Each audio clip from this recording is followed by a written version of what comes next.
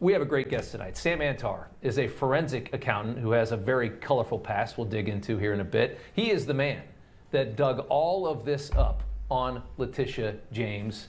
He's the source of all this information. Sam, thank you so much for joining us here on the set. Thank you for having me on, sir. You're a New Yorker. You live right down the street, and this is some fantastic work here. I want to start and get into the just this guy's a Jew, right? First. Probably. Starting with this Virginia property that she claimed as her primary residence while she was, I mean, this is Norfolk, Virginia. This is probably a 5-6 hour drive, claiming it's her primary residence while she's the AG of New York. From your report, you say James signed a specific power of attorney declaring her intent to make 604 Sterling Street in Norfolk, Virginia, her principal residence, a legally binding statement that may have automatically vacated her position as New York Attorney General under Public Officers Law 30. A declaration that came just 45 days before she launched her case, her civil fraud case against Donald Trump. Tell us more about what happened in Virginia here. She purchased a property with a relative. It was in 2023, a few weeks. She closed 2 years on ago. Yeah. Right. Yeah. She closed on it right before the Trump trial. And in the filed documents with the county clerk's office, there was a power of attorney that she gave her cousin or niece to close the mortgage. Yep. And on the power of attorney, she represented that I intend to use this property as my primary residence. Now, there's two problems with that. The first problem is she lied on the power of attorney. Would anybody really believe that she was going to move to Virginia in the middle of the Trump trial? Second part is there's Section 6 of the mortgage that states that the borrower, meaning her and her niece, have to occupy the property as their primary residence within 60 days. Not one or the other, both. Wow. She at least never occupied it. Right. That's and what was the motivation to do this? Why lie? Lower interest rates. Lower interest rates. I'd call her a petty thief. A petty thief. This is, I mean, this is, when you look at the allegations she made against Trump, is this act worse, better, same? Well, no. Listen, Trump is not a real felon. I'm a real felon. Okay, so so Trump didn't do anything wrong. Yeah.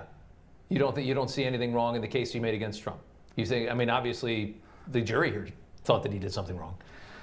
Well, listen. It seems like what every developer has ever done. You should have listened to the appellate arguments, because the appellate judges seem to be.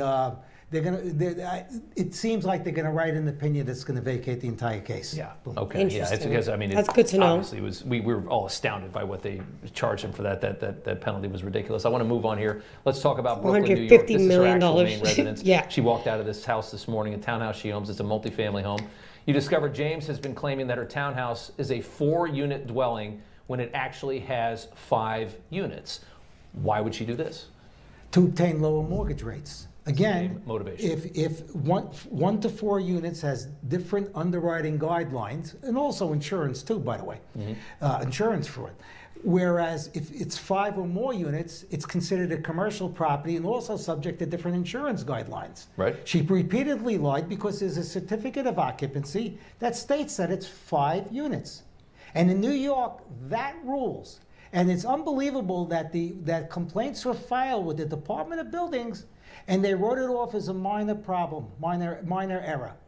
Where every other landlord in New York, if you pull that stunt, illegal conversion, having a building that's different from the certificate of occupancy, they will fine you. They will make you alter the building. She's flat out lying on these documents. She didn't deny anything about it. 1983, she takes out a $30,000 loan with her dad. She files it as a husband and wife. She's married to a father. Why? Damn, bro. First of all, that was discovered by Joel Gilbert, not me. I don't want to take credit for anybody's work. Okay. All right, that was 1983. What he found was that she bought the house as daughter and father and daughter, and then she, when they did the mortgage, it was husband and wife.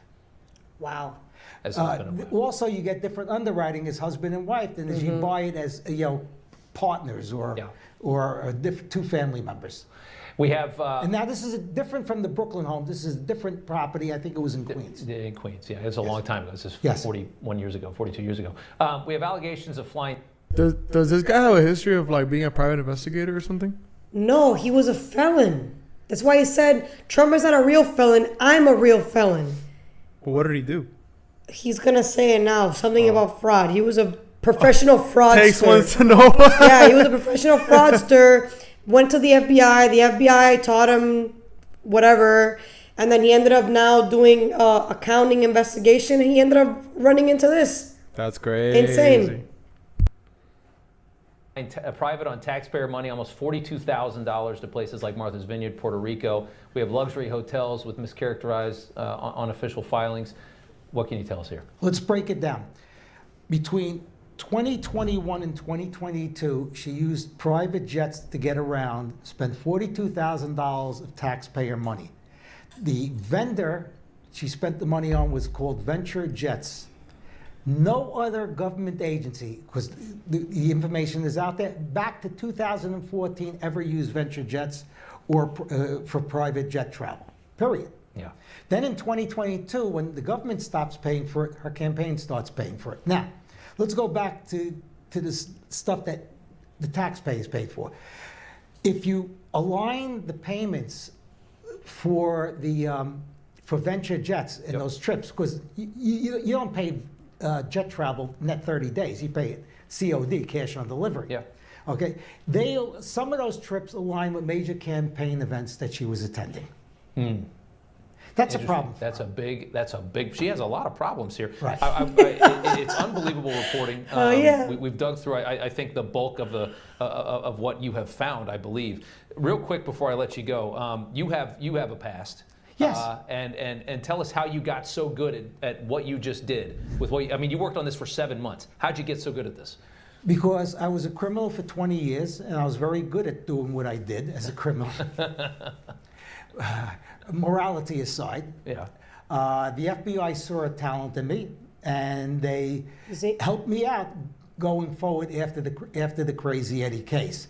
The FBI taught me things. When I was being investigated, the FBI taught me how investigations are done.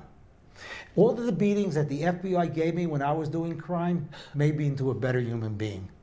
That's amazing. And you're just you said you like to figure out puzzles. You like I to love solve puzzles. I love numbers. Listen. Yeah. I am not the Trump administration. I don't work for the Trump administration. I did this on my own time and my own dime. And I don't give a damn what Trump does. Yep. I will hold it personally accountable. Sam Antar. Yes, let's go. Thank you so much, sir. We appreciate How it. ironic. A everybody- convicted felon is now going to hold Big Tish accountable when she literally claimed that Donald Trump committed fraud, and here we are. She's the one who's actually the fraudster. Oh man, I want this bitch charged. Oh my God. Oh, karma is a beautiful thing. I love it. I'm looking forward to what's gonna happen to her. I really am.